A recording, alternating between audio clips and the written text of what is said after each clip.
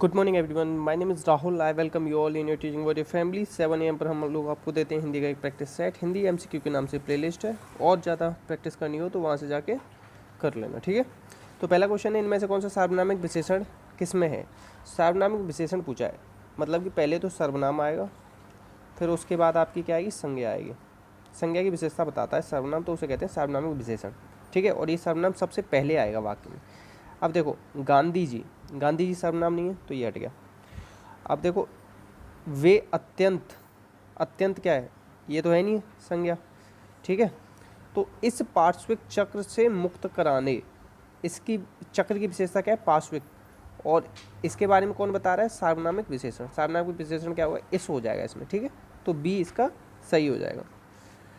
Next question है आपका, इसमें से कौन सा प्रत्यय से निर्मित शब्द है, प्रत्यय बता रहा है। तो इसमें हो जाएगा धीर धन य, धीर धन य, ठीक है। तो ये वाला या तो पहुंच जाएगा यहाँ, और ये धी का हो जाता है धैर्य, तो इससे बनता है धैर्य, ठीक है।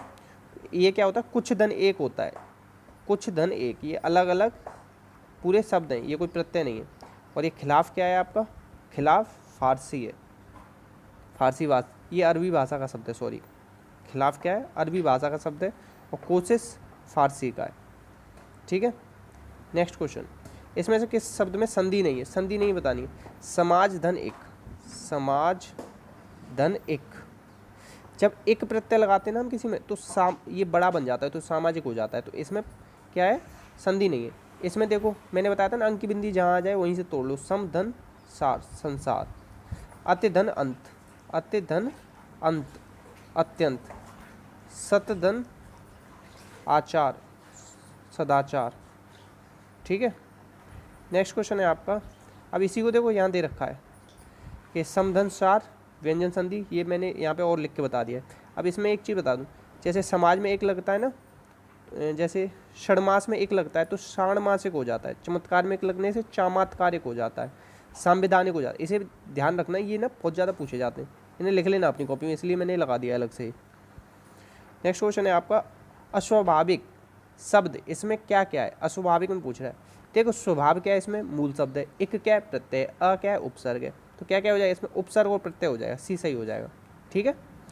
नेक्स्ट क्वेश्चन है, इसमें से किसमें विशेषण का प्रयोग नहीं हुआ है, विशेषण का प्रयोग नहीं हुआ है। देखो, लाखों, ये तो विशेषण है, संख्यावाचक, ठीक है। और आर्थिक, ये गुणवाचक है। अहिंसा क्या है, अहिंसा आपका संज्ञा है। और भावना, ये भी आपका भाववाचक संज्ञा है। तो इसमें नहीं हुआ है विशेषण का प्रयोग, सी वाला हो जाएगा आपका, इसमें विशेषण का प्रयोग नहीं हुआ। स्त्रीलिंग शब्द बताना है कि, अच्छा इसमें बताना है स्त्रीलिंग नहीं है, मतलब कि पुल्लिंग बताना है। क्या बताना है, पुल्लिंग बताना है। तो लिपि लिखी जा रही है, पढ़ाई की जा रही है, संघर्ष किया जा रहा है, संघर्ष किया जा रहा है। कभी ये नहीं बोलते संघर्ष किया जा रही है, नहीं बोलते ना, तो संघर्ष किया जा रहा है, ऐसे देख लो। तो इसी फोर्थ सही हो जाएगा इसका, इसमें आपका। नेक्स्ट है, इसमें से कौन सा शब्द कारक परसर्ग के साथ प्रयुक्त होने पर ही बहुवचन में बदलता है। अब इसमें बताना है कि कौन सा परसर्ग कारक परसर्ग के बाद ही बहुवचन में बदलेगा। देखो, पुस्तक पढ़ी जा रही, पुस्तकें पढ़ी जा रही हैं, बदल रहा है। दीवार बन रही है, दीवारें बन रही हैं। दाल खाई जा रही, दालें खाई जा रही। मगर देखो, बालक खेल रहा है और बालक खेल रहे हैं, बालक खेल रहा है और बालक खेल रहे हैं। तो ये बहुवचन तो हो गया, मगर नहीं बदला ना। अगर इसमें परसर्ग लगा दूं, बालक, बालकों ने खेल खेला और बालक ने खेल खेला, तो बदल रहा है ना। तो परसर्ग के साथ ही बदलता है। तो ये ऐसे याद रख सकते हो कि जो बहुवचन में जो रूप बदलता है ना, इन्हें देख लेना। ये तो सिंपली वैसे भी बदलते हैं, मगर ये बालक ना सिंपली बदलता नहीं है बहुवचन में। ये जब भी बदलेगा जब आप इसके साथ कारक चिन्ह जोड़ोगे। तुमने पढ़ाई की होती तो ऐसे दिन नहीं देखने पड़ते। तो इसमें क्या है, एक चीज़ जब दूसरे पे डिपेंड हो ना, तो वहाँ होता है हेतु हेतुमत। अब इसमें हेतु हेतुमत एक ही दे रखा है, सामान्य हेतु हेतुमत अपूर्ण। अपूर्ण तो होता है जहाँ में रहा वगैरह आता है, ठीक है। तो इसमें क्या हो जाएगा, हेतु हेतुमत भूत। और भूत कितने प्रकार का होता है, 6। भूतकाल कह रहा हूँ मैं, भूत वो मत समझ लेना। और वर्तमान काल आपका होता है 5 प्रकार का, और भविष्य काल होता है 3 प्रकार का। नेक्स्ट क्वेश्चन है आपका, इनमें से किस शब्द में वचन और लिंग का किसी परिस्थिति में नहीं बदलता। कि कोई ऐसा शब्द बताओ इनमें से 4 में से जो जिसका वचन और लिंग बदलता नहीं। देखो, इस आलसी को बुलाओ और इन आलसियों को बुलाओ, आलसी का आलसी हो जाता है ना, 1 दिन में कर दूंगा, 4 दिनों में कर दूंगा, दिन का दिन हो गया। लिपि अच्छी है, लिपियाँ भाषा अन्य अन्य भाषा की अन्य अन्य लिपियाँ हैं, बदल रहा है। मगर जो पानी है ना, पानी आपका किसी भी हाल में नहीं बदलेगा। जैसे 1 गिलास पानी लाओ, 2 गिलास पानी लाओ, पानी का पानी रहता है। ठीक है, नेक्स्ट क्वेश्चन है, इसमें से कौन सा पुल्लिंग शब्द है ये बताना है। देखो, उम्मीद लगाई जा रही है, आशा, आशा दिख रही, आशा की उम्मीद है, या आप आशा जुड़ी हुई है, मतलब मेरी आशा तुम्हारे साथ जुड़ी हुई है, उम्मीद जुड़ी हुई है, ऐसे कह सकते हो। तो आशा उम्मीद क्या हो गया आपका, स्त्रीलिंग हो गया। बचपन अच्छा होता है, बचपन कैसा होता है, अच्छा होता है, कभी बचपन अच्छी नहीं होती, तो ये क्या है, ये पुल्लिंग है, सी हो जाएगा इसका। आपका जीवन मंगलमय हो, ये मैं क्या कर रहा हूँ, ये मैं अपनी इच्छा है, मेरी क्या है, इच्छावाचक है।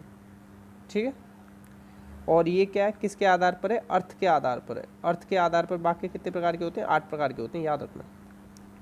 नेक्स्ट है, पाखंडी व्यक्तियों के लिए उपयुक्त मुहावरा। पाखंडी व्यक्ति को कहते हैं बहुला भगत, और मुहावरे के पीछे आपका क्या आता है, ना आता है ज़्यादातर, क्या आता है, ना। ठीक है, नेक्स्ट क्वेश्चन है आपका, जमात में करामात का अर्थ क्या है। जमात में करामात का अर्थ होता है एकता में शक्ति। क्या होगा, एकता में शक्ति। नेक्स्ट है आपका, अर्थ के आधार पर वाक्य का कौन सा भेद नहीं है। विस्मयादिबोधक, विधानवार्थक और प्रश्नात्मक होता है। मिश्र क्या होता है, रचना के आधार पर होता है। सरल संयुक्त मिश्र होता है ना, बताया ना मैंने आपको, तो ये रचना के आधार पर होता है। नेक्स्ट क्वेश्चन है, मेरा बड़ा भाई निशांत जासूसी पुस्तकें अधिक पढ़ता है। देखो, अब इसमें बताना है उद्देश्य का विस्तार। उद्देश्य क्या होता है, जो आपका कर्ता होता है ना, वो आपका उद्देश्य होता है। ठीक है, और कर्ता जो काम कर रहा होता है, या कर्ता जो काम कर रहा होता है, उसे तो कहते हैं विधेय। तो इसमें पुस्तकें अधिक पढ़ता है, ये तो हो गया विधेय। और कर्ता की जो विशेषता बताई जा रही होता है, या कर्ता के बारे में जो और बताया जा होता है, उसे कहते हैं आप उद्देश्य का विस्तार। जैसे निशांत, निशांत क्या है, इसमें कर्ता। ठीक है, और इसके बारे में और ज़्यादा बातें क्या बताई जा रही हैं, ये मेरा बड़ा भाई है। निशांत की विशेषता क्या है, ये मेरा बड़ा भाई है। तो जहाँ ये उद्देश्य क्या है इसमें निशांत, और उद्देश्य की विशेषता क्या है, मेरा बड़ा भाई, तो यहाँ ये विस्तार क्या हो जाए, मेरा बड़ा भाई। नेक्स्ट है, प्रत्येक में उपसर्ग बताना है। तो प्रतिधन एक क्या हो जाएगा, प्रतिधन एक। विज्ञान में एक लगा दो। विज्ञान में जैसे मैंने अभी बताया था ना, एक प्रत्यय लगाने से क्या होता है, ये जो ना, ये आपका ये बड़ी ए में बदल जाता है। और कभी कभी ना, अगर आपकी यहाँ पे मात्रा ना हो, ये मात्रा ना हो, और तो सीधे सीधे ए में बदलता है। इस तरीके से याद रखना। अभी तो यहाँ मात्रा थी, तो ये मात्रा में बदलता है, और सीधे सीधे अगर वर्ण होता तो वर्ण में बदलता है। तो विज्ञान में कौन सा प्रत्यय लगाए, एक प्रत्यय लगाए। ठीक है, और प्रत्यय कितने प्रकार के होते हैं, ये आपके 2 प्रकार के होते हैं, कृत प्रत्यय और तद्धित प्रत्यय। कृत प्रत्यय आपके 28 होते हैं, इतना याद रखना। और कृत प्रत्यय क्रिया में लगते हैं, या क्रिया के मूल रूप धातु में लगते हैं। ठीक है, इसमें से कौन सा शब्द अनेकार्थी शब्द नहीं है। देखो, कनक के तो मैंने बताए, धतूरा, सोना और गेहूँ, 3 बताए मैंने आपको, हमेशा बताता हूँ। अनंत का क्या होता है, ईश्वर को अनंत कहते हो। ठीक है, और ब्रह्मांड को क्या कहते हो, अनंत है, बढ़ रहा है ना, ब्रह्मांड तो फैल रहा है। महावीर कैसे कहते हो, जिसमें बहुत सारा बल है, या हनुमान जी को भी कह देते हैं महावीर। हत्या का कोई भी अनेकार्थी नहीं होता, हत्या एक ही होता है। हत्या का मतलब होता है हत्या कर दी, बस, और कुछ नहीं। इसमें से कौन सा देशज नहीं है। मैंने आपको पगड़ी लोटा बहुत बार बताया है। अब देखो, इसमें 2 में से देखो। अब मैंने कितनी बार आपको बोला है कि जहाँ पे चंद्र बिंदु होती है, ये कौन से शब्द होते हैं आपके, ये आपके तद्भव होते हैं। तो देशज कैसे हो जाएगा, ये कौन सा है आपका, तद्भव है। तो कौन सा तद्भव है, क्या बच गया, ठेठ। ठेठ तो आपने बहुत बार सुना होगा आसपास बोलते हुए कि ठेठ आदमी है तो पूरा। ठीक है, तो सी हो जाएगा। अब इसमें से कौन सा तद्भव है, मैंने अभी बताया आपको। तद्भव में सबसे पहले चंद्र बिंदु देख लो आप, तो इसमें दे रखा है, तो यही है। ठीक है, ये तद्भव हो गया। मक्खी का तत्सम क्या होगा, मक्खी का तत्सम होगा मच्छिका। क्या होगा, मच्छिका। ठीक है, अब देखो, श ये वाला आपका तत्सम में आता है। छत्र, ज्ञा और श्र, ये आपके तत्सम में आते हैं। और ये ऊपर जो रेफ वाला उड़ता है, ये वाला आपका तत्सम में आता है। और ये वा जो बोला जाता है, व, ये आपका तत्सम में आता है। तो इन चीज़ों को थोड़ा सा नोट कर लो। और आपके और बताऊं मैं, जो महाप्राण होते हैं ना, वो आपके मैक्सिमम तत्सम में आते हैं। नेक्स्ट, सुरेश गीत गा रहा था। अभी उसने खत्म कर लिया होगा या नहीं किया होगा, ये कंफर्म तो है नहीं। या हो सकता है अभी गीत गा रहा हो, या हो सकता है कि ख़त्म भी कर लिया हो। तो ये क्या है, अपूर्ण भूतकाल है। क्या है, अपूर्ण भूतकाल है। गा रहा था ना, गाते हुए छोड़ के आए थे हम उसे, ऐसे समझो, जैसे कि हम उसे ना गाते हुए छोड़ के आए थे। तो गाते हुए छोड़ के आए थे, तो मतलब अपूर्ण था उसका काम। क्या था, अपूर्ण। तो अपूर्ण भूतकाल जहाँ पे रहा आ जाए तो पहली बात तो वो अपूर्ण होता है, एक चीज़ याद कर लो। और इसके साथ था थी थे तो खुद ही दिख रहा है भूत का ही, तो इसमें अपूर्ण किस में दे रखा है, ऐसे ही निकाल लो, पहला हो जाएगा, ऐसे भी देख सकते हो। नेक्स्ट है आम खाया जाता है, इमली खाई जाती है, तो आम के अकॉर्डिंग बदल रहा है ना वाच्य, और इमली के अकॉर्डिंग बदल रहा है। आम क्या है, आम इसका कर्म है, क्या है, कर्म ही तो है, तो ये क्या हो जाएगा, कर्म वाच्य हो जाएगा। ठीक है, जिसके अनुसार बदल जाए वही वाच्य हो जाता है, मगर कृतवाच्य में अगर ने उपसर्ग, ने परसर्ग जुड़ा है या ने कारक चिन्ह जुड़ा है तो ये बदलता नहीं, मगर फिर भी कृतवाच्य होता है, ऐसे याद रख लो। इसमें से अव्यय बताना है।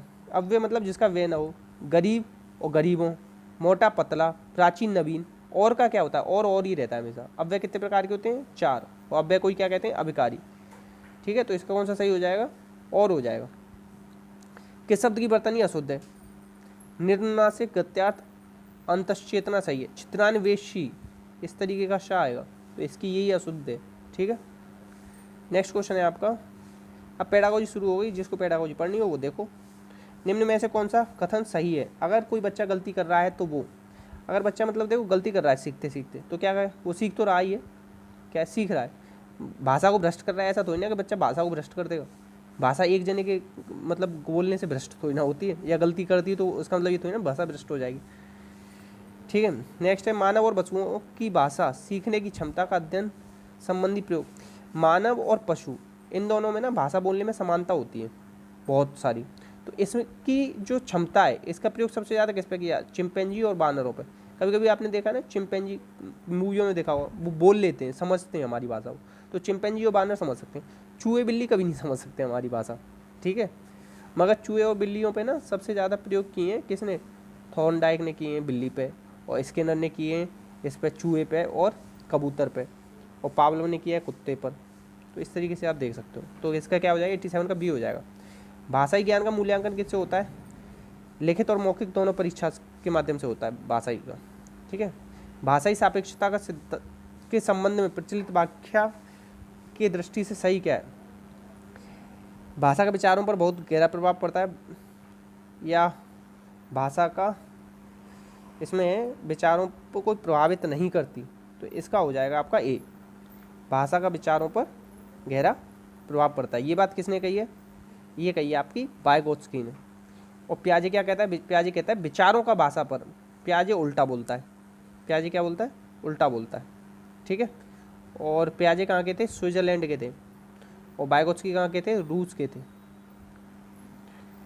लिखित भाषा के में अक्षर ध्वनियों के दृश्य प्रतीक होते हैं, सामान्यतः आकृति व ध्वनियों का संबंध सुस्थिर और सार्वभौम।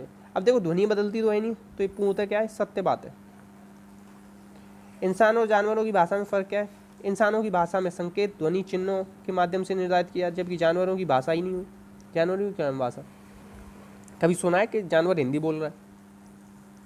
नेक्स्ट है बच्चे की भाषाई क्षमता के आकलन का कौन सा तरीका सही है, सही नहीं है, सही नहीं बोल रहा है, इस चीज़ को ध्यान रखें। तो पेपर पेंसिल टेस्ट नहीं लेते कभी, पेपर पेंसिल टेस्ट ना बहुत ही संकुचित एरिया होता है, क्या होता है, संकुचित होता है। पेपर पेंसिल से आप बहुत ज़्यादा नहीं जान सकते। भाषा की बात कर रहा है, भाषा तो आप उससे बात करो, उसकी कभी वो अपने दोस्तों में खेल रहा हो तब उसकी भाषा को सुनो, तो इस तरीके से भाषा का हम उसका आकलन कर सकते हैं कि इसकी भाषा अच्छी है या नहीं। किसका संबंध बोलने की क्षमता के विकास से नहीं है, देखो बोलने की क्षमता की बात कर रहा है, बोलने के कौशल की बात कर रहा है, तो सस्वर वाचन, शुद्ध उच्चारण, कविता पाठ होता है। प्रतिलिपि क्या होता है, तो लेखन से संबंधित होता है, तो यही अलग हो जाएगा। भाषा कौशलों में सबसे पहले किसका होता है, देखो 4 होते हैं, LSRW, listening, speaking, reading, writing. Listening मतलब सुनना, तो सबसे पहले क्या आएगा, श्रवण आ जाएगा, याद कर लेना, ये हर बार पूछा जाता है, मोस्टली बहुत रिपीटेड है। अर्थग्रहण के कौशल के विकास के लिए अर्थग्रहण करना है, तो सबसे ज़्यादा अच्छी क्या है, मौन वाचन, मतलब मौन वाचन में क्या होता है, गहराई से पढ़ा जाता है।